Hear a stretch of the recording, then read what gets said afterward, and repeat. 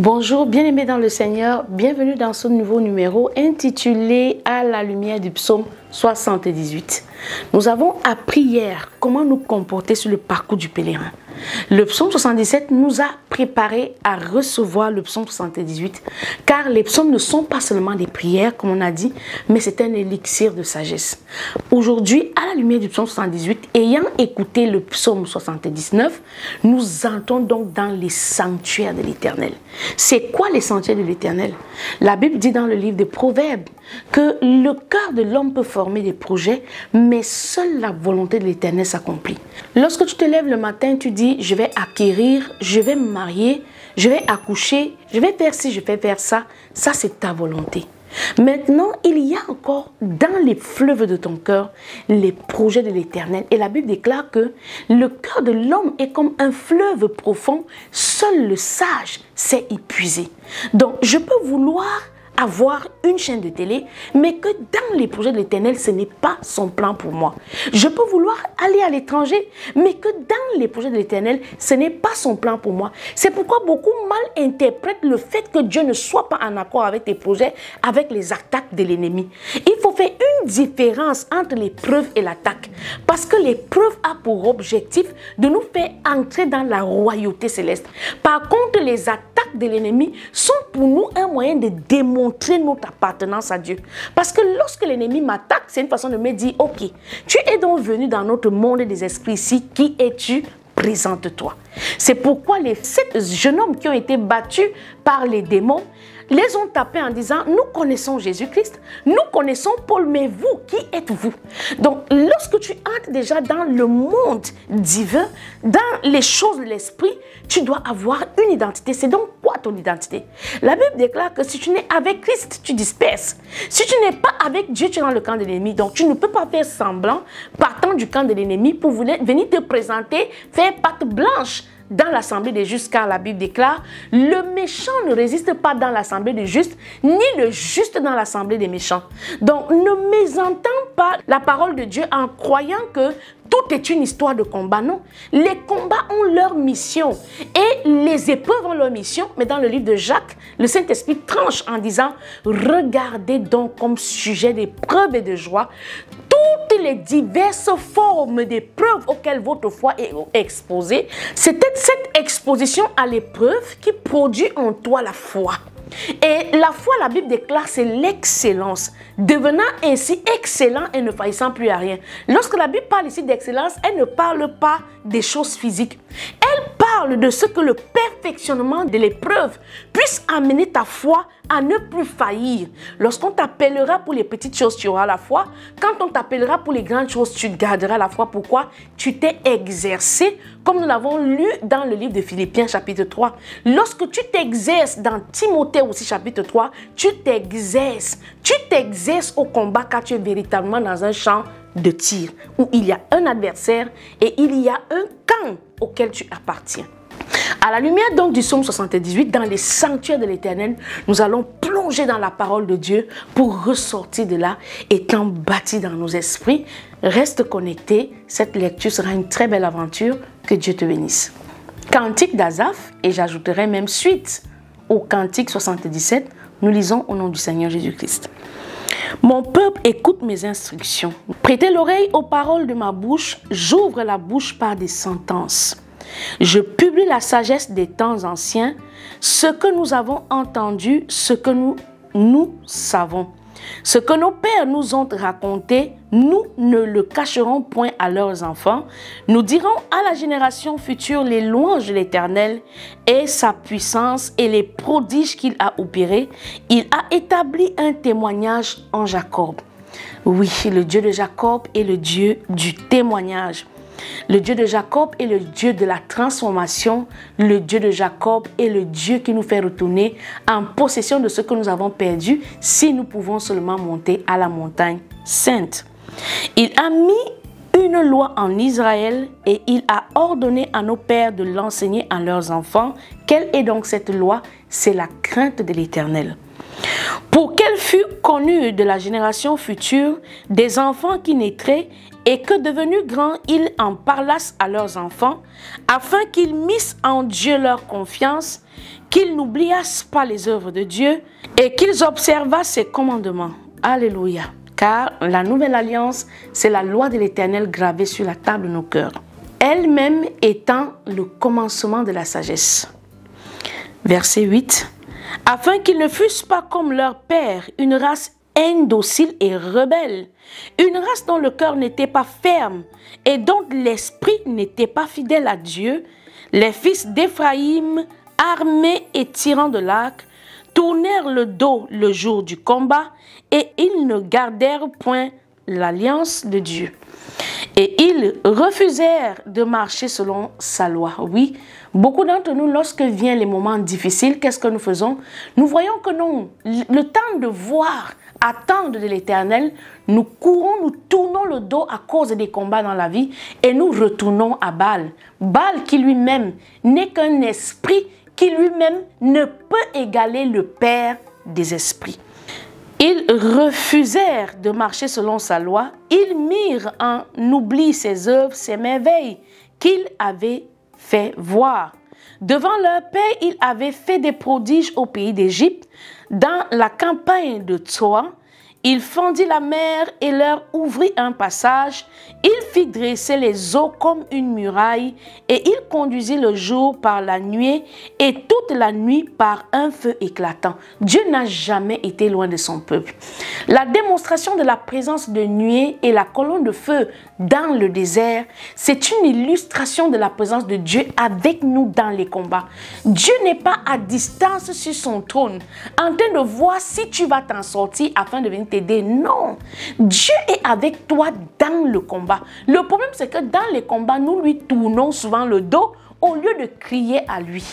Il fondit des rochers dans le désert et il donna à boire comme des flots abondants du rocher et il fit jaillir des sources et couler des eaux comme des fleuves. Mais ils continuèrent à pécher contre lui. Oui, après avoir vu tout ce que Dieu a fait dans ta vie, après avoir entendu comme le chante Asaph nous disait dans le psaume 77, après avoir contemplé qui Dieu est, certaines personnes continuent quand même de manifester une certaine colère contre Dieu quand ils sont dans les moments difficiles. Non, c'est une amnésie spirituelle que d'oublier ce que Dieu a fait. C'est un peu comme si on est névrosé, on est un fou conscient qui, au lieu d'arborer l'image de Christ, devient plutôt à l'image de l'animal. Car la force des hommes, c'est l'intelligence. Et la force de l'esprit, c'est la révélation. Mais ils continuaient à pécher contre lui. Ils se révoltèrent contre le Très-Haut dans le désert. Ils tentèrent Dieu dans leur cœur en demandant de la nourriture selon leurs désirs. Oui, nos désirs, notre soif d'accomplissement, la façon dont nous voulons voir Dieu agir dans nos vies, c'est aussi cela, un manque de respect à sa personne.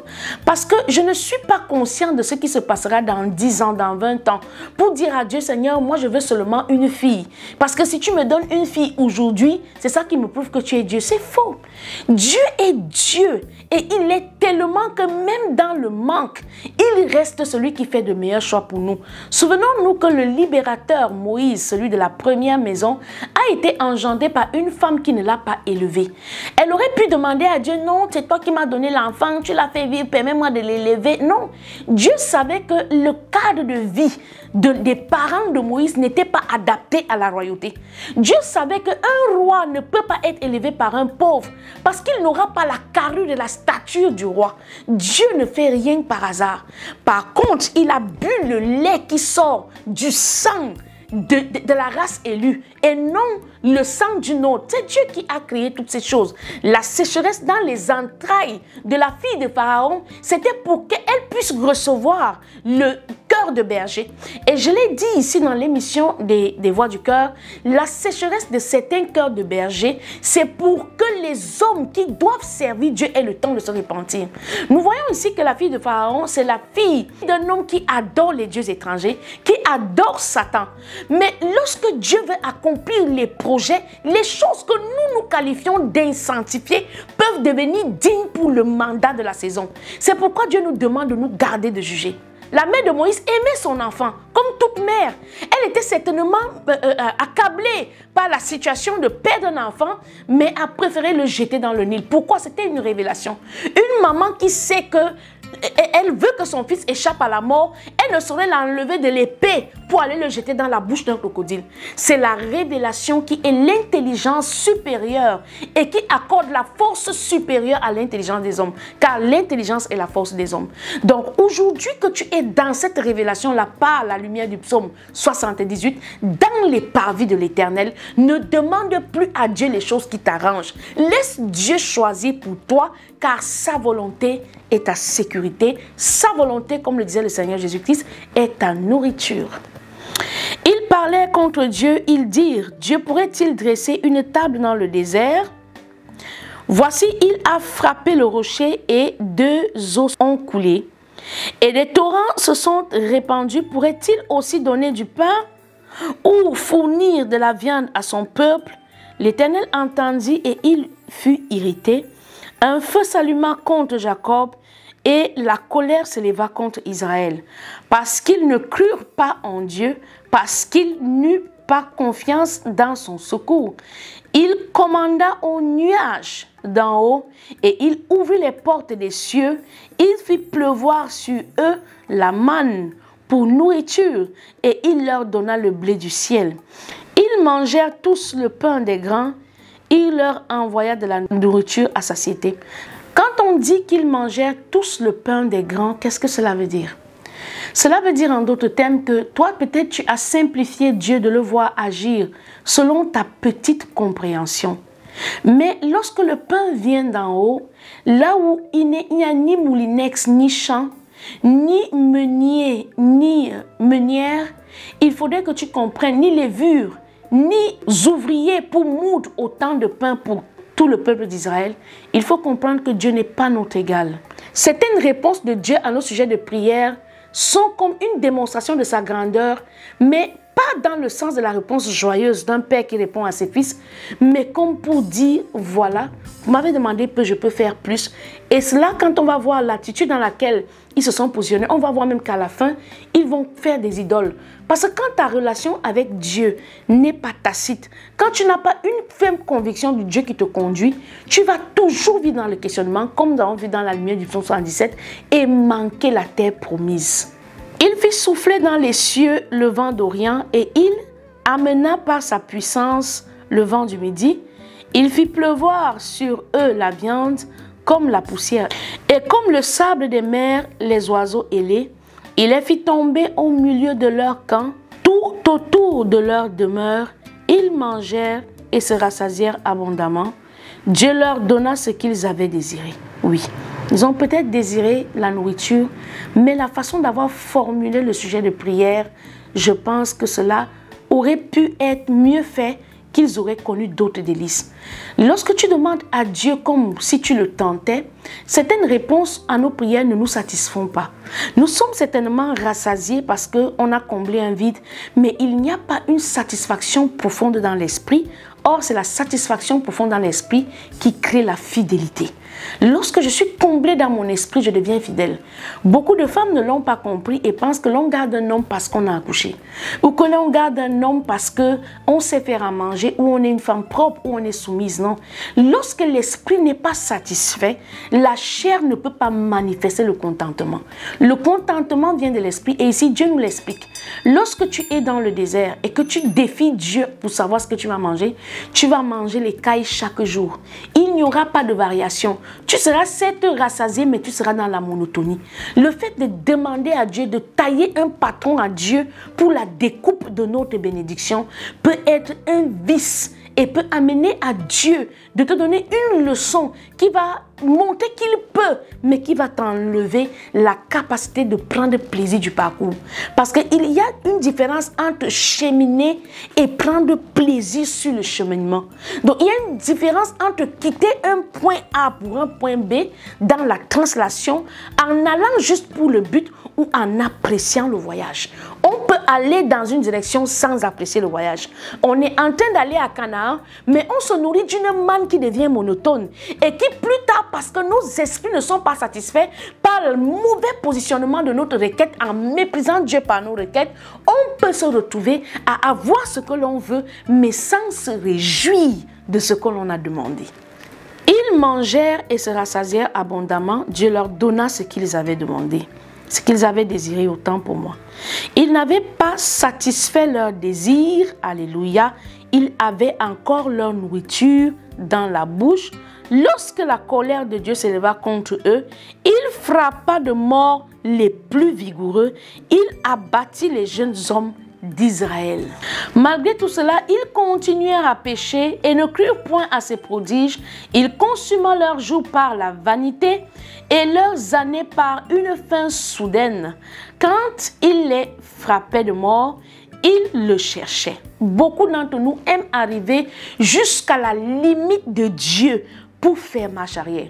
Beaucoup d'entre nous aiment arriver jusqu'à voir la mort avec les yeux pour faire marche arrière. Et donc la Bible déclare que jusqu'à ce qu'il eût vu la mort pour commencer à se repentir. Quand il les frappait de mort, ils le cherchaient, ils revenaient et se tournaient vers Dieu. Ils se souvenèrent que Dieu était leur rocher, que le Dieu très haut était leur libérateur. Mais il les trompait de la bouche et ils lui mentaient de la langue. Leur cœur n'était pas ferme envers lui et ils n'étaient pas fidèles à son alliance. Voilà l'état dans lequel se trouvent les personnes qui viennent à Dieu pour le doigt de Dieu. Voilà l'état dans lequel se trouvent les personnes qui viennent à Dieu pour son doigt et non pour son cœur. Lorsque tu cherches le cœur du Père, tu vas désirer la volonté du Père comme ta nourriture. Mais quand tu cherches le doigt du Père, tu vas désirer l'action du Père comme ton témoignage, comme ta quête. Et pourtant, c'est deux hôtels différents. C'est pourquoi nous avons dit dans l'émission Les Voix du Cœur ici, la différence entre les sanctifiés et les délivrés. Les sanctifiés deviennent fils, mais les délivrés restent éternellement enfants de Dieu, toujours à la quête du pain quotidien. Car le pain, c'est cela la nourriture des fils. La délivrance, on aura besoin d'elle tous les jours comme on a besoin de manger. Mais la sanctification de l'esprit nous amène à la stature des fils, à l'héritage. Un héritier sait ce qu'il doit faire et ce qu'il ne doit pas faire sans que le Père ne soit derrière lui avec un fouet ou avec la mort pour le corriger. Toutefois, dans sa miséricorde, il pardonne l'iniquité et ne détruit pas. Il retient souvent sa colère et ne se livre pas à toute sa fureur. Il se souvient qu'il n'était que chair, un souffle qui s'en va et ne viendra pas. Que de fois ils se révoltèrent contre lui dans le désert, que des fois ils l'irritèrent dans la solitude. Ils ne cessèrent de tenter Dieu et de provoquer le Saint d'Israël. Ils ne se souvinrent pas de sa puissance, du jour où il les délivra de l'ennemi, des miracles qu'il accomplit en Égypte et des prodiges dans les campagnes de Troie. Il changea les fleuves en sang et ils ne purent en boire les eaux. Il envoya contre eux des mouches venimeuses qui les dévorèrent et des grenouilles qui les détruisirent. Il livra leur récolte aux sauterelles, le produit de leur travail aux sauterelles. Il fit périr leurs vignes par la grêle et leurs troupeaux au feu du ciel. Il lança contre eux son ardente colère, la fureur, la rage et la détresse. Une troupe de messagers de malheur, il donna libre cours à sa colère, il nous sauva par leur âme de la mort, il livra leur vie à la mortalité, il frappa tous les premiers-nés en Égypte, les prémices sous la tente de Cham, Cham qui lui-même est l'un des fils de Noé, lui qui a engendré la descendance des Cananéens, qui plus tard se voit appelée race de chiens par Jésus-Christ, parce que ayant vu la nudité de Noé, il a été maudit à devenir le serviteur des serviteurs. Ça veut dire que Noé a dit que les enfants de son fils Cham deviendront esclaves des serviteurs des autres, donc plus inférieurs même que la race des serviteurs. Tout dans la Bible tient un fondement sur l'histoire des pères.